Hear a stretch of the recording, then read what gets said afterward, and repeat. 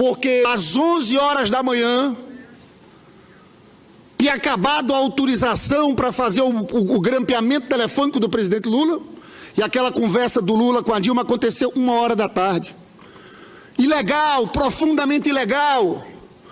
Uma conversa com a presidenta da República tem que ir para o Supremo Tribunal Federal, ele não.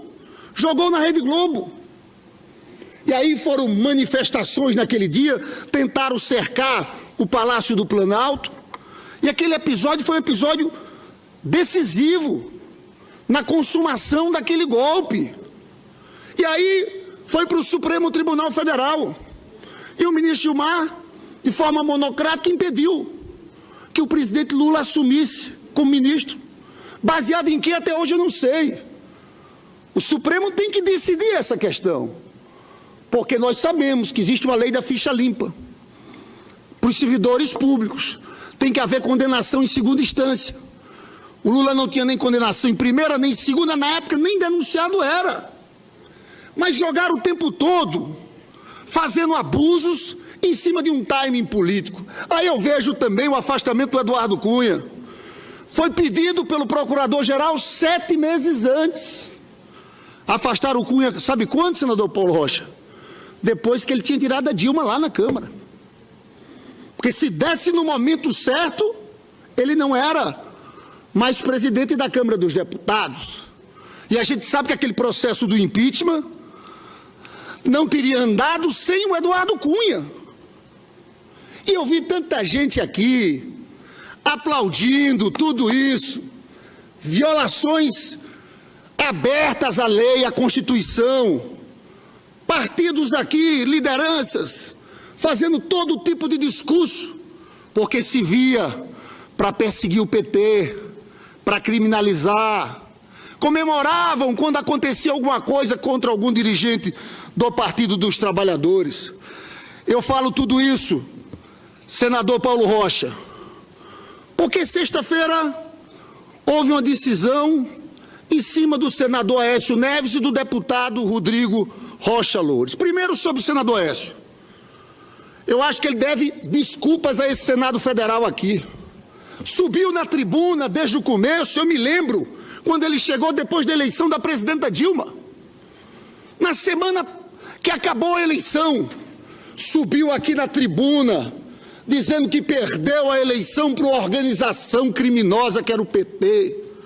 Falou de ética aqui dessa tribuna e parou o país. 3 dias depois, pediu recontagem de votos. A história os senhores conhecem. Fez aliança com Eduardo Cunha todo 2015. Não deixaram Dilma governar. Era pauta-bomba atrás de pauta-bomba. E o país parou desde lá. Vieram aqui fazer discurso nesse plenário, falando de ética, que a presidenta Dilma Rousseff merecia ser afastada, porque cometeu crime de responsabilidade ao assinar decretos de créditos suplementares. Essa turma veio aqui para isso. Eu fico vendo, 1 ano e 2 meses depois, esse golpe está desmoralizado. Seus principais capitães, Eduardo Cunha, Aécio Neves, Michel Temer, são responsáveis por essa crise, pela crise econômica também, pelos 14 milhões de desempregados, pelos 2,5 milhões de desempregados só no governo Temer. Os senhores fizeram tudo isso. E quando eu olho o que aconteceu sexta-feira, o que chama atenção e o que choca as pessoas são 2 pesos e 2 medidas. A seletividade. Eu pergunto, essa decisão teria acontecido se fosse um parlamentar do PT, do Partido dos Trabalhadores? Porque a lembrança que se tem, no caso do Delcídio, é que ficou 85 dias preso e só saiu da prisão porque fez delação premiada e tentou incriminar o Lula. Saiu até uma edição extra de revistas semanais.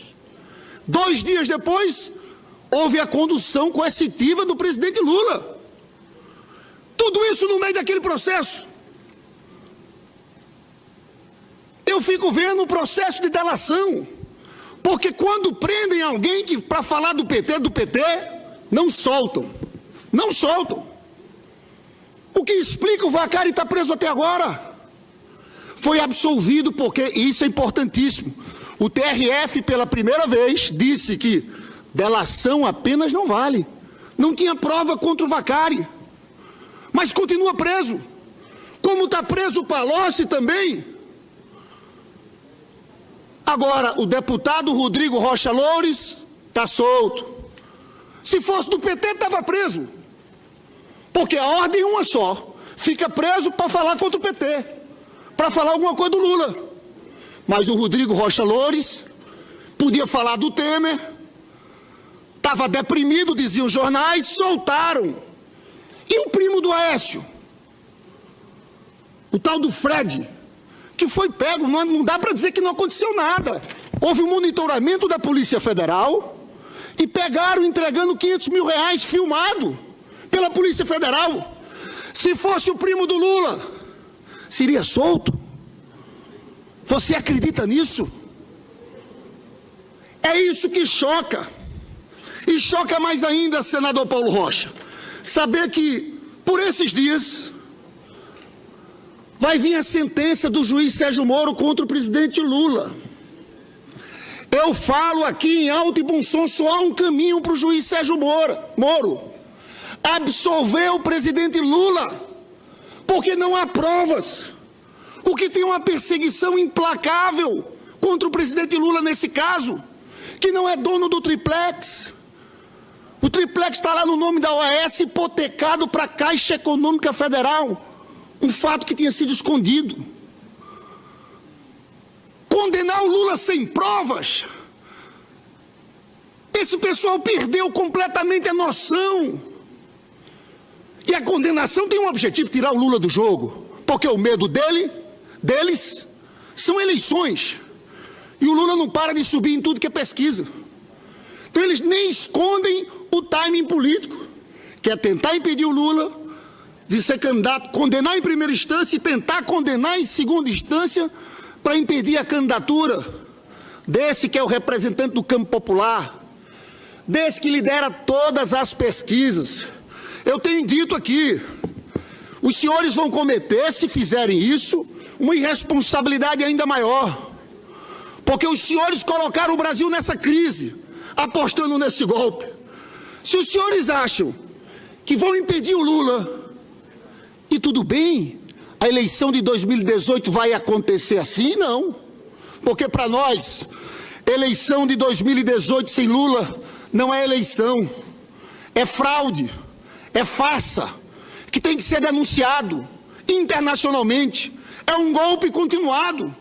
Os senhores vão continuar apostando nesse caminho que levou o país a essa profunda divisão. Eu chamo a atenção e queria aqui mostrar as próprias alegações finais do Ministério Público Federal. Elas reconhecem que não há prova contra o Lula. Tem 50 páginas, as alegações têm mais de 300 páginas do promotor, do Deltan Dallagnol.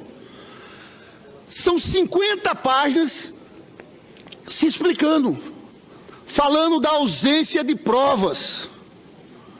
Ele cita aqui, nas alegações finais, um trecho de uma decisão da ministra Rosa Weber sobre um caso de estupro que ela fala na AP 470 do Mensalão.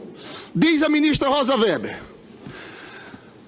em crimes graves e que não deixam provas diretas, ou se confere elasticidade à admissão das provas da acusação e se confere o devido valor à prova indiciária, ou tais crimes de alta lesividade não serão jamais punidos e a sociedade é que sofrerá as consequências.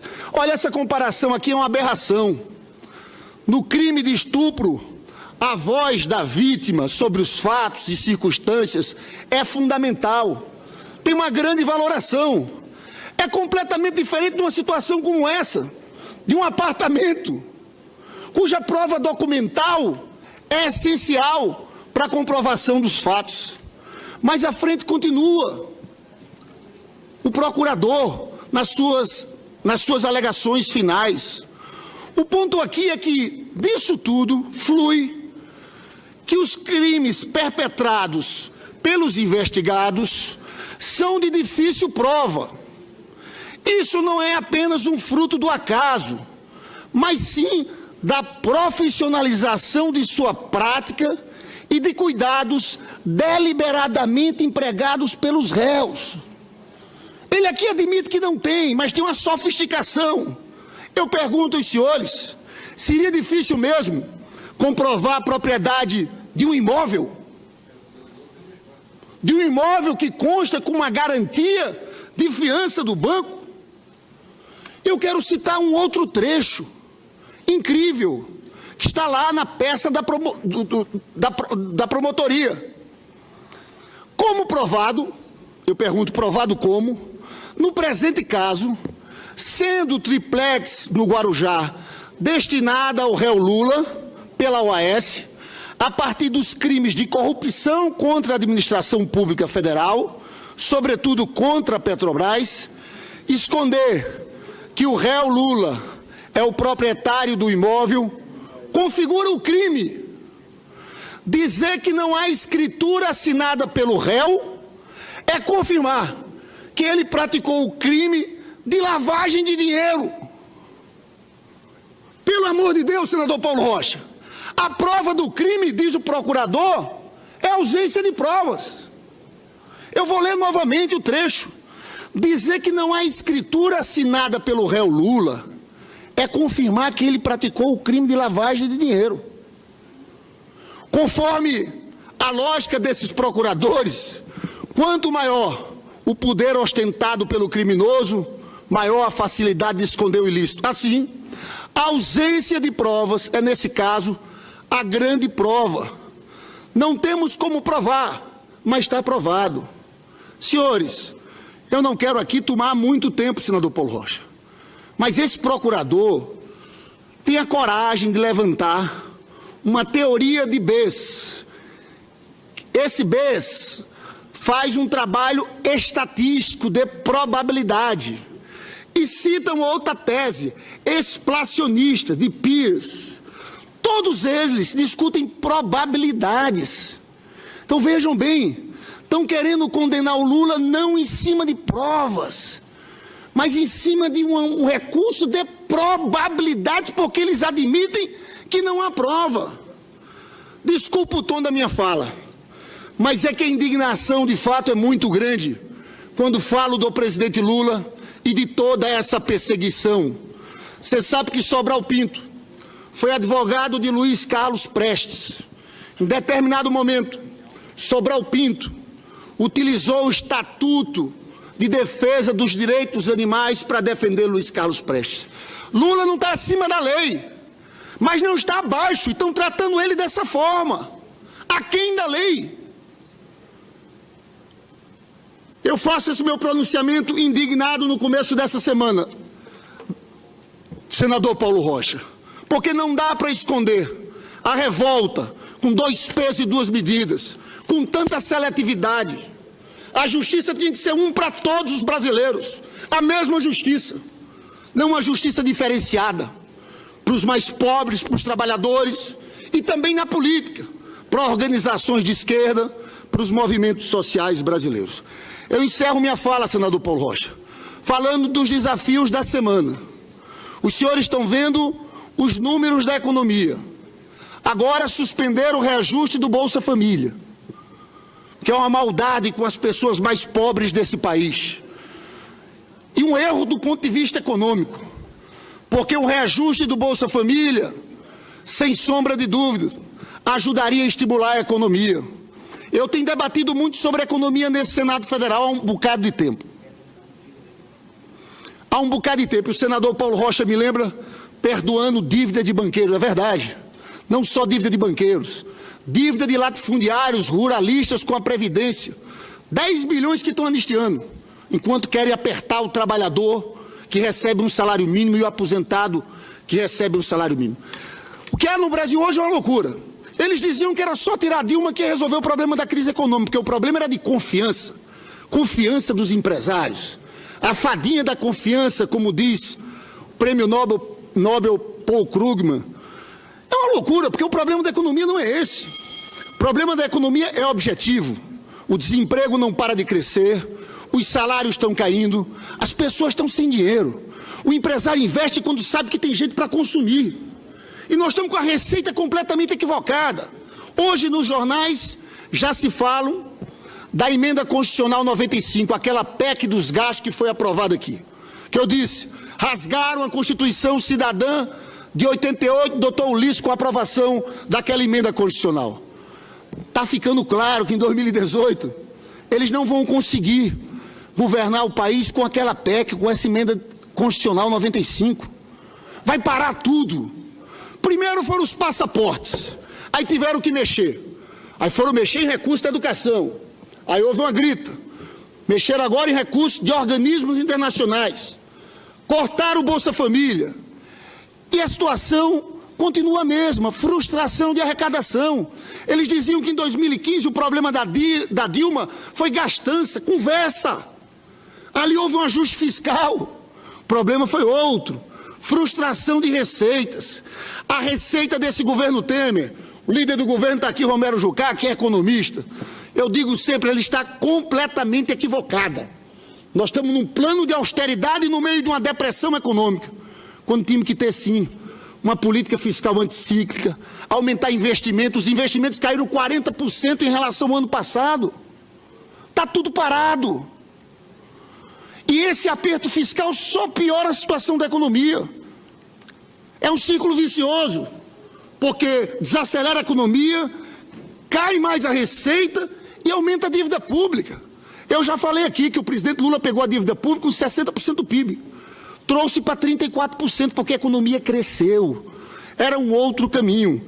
Encerro, senhor presidente, agradecendo aqui a tolerância dos senadores, são vários que estão aqui inscritos, mas dizer que nós vamos continuar a nossa batalha contra essa reforma trabalhista criminosa, que também é um erro do ponto de vista econômico. Essa reforma trabalhista, conjugada com a reforma previdenciária, significa, na verdade, retirar dinheiro das mãos dos mais pobres, dos trabalhadores brasileiros. Eu citei hoje aqui 2 vezes, vou citar pela terceira. O presidente do Banco... principalmente prejudicar a economia dos menores municípios. A fala do presidente do Banco Central Europeu, na semana passada, dizendo que a Espanha e a Itália não haviam se recuperado com a velocidade que deviam por causa da flexibilização trabalhista, porque aquilo significou perda salarial em relação ao PIB. E essa reforma trabalhista, nós sabemos que é uma reforma criminosa, que prejudica os trabalhadores que ganham, em média, R$ 1.700. Significa, em alguns casos, legalizar fraudes, tirando o 13º, férias, FGTS dos trabalhadores brasileiros. Muito obrigado a Vossa Excelência pelo tempo, senhor presidente.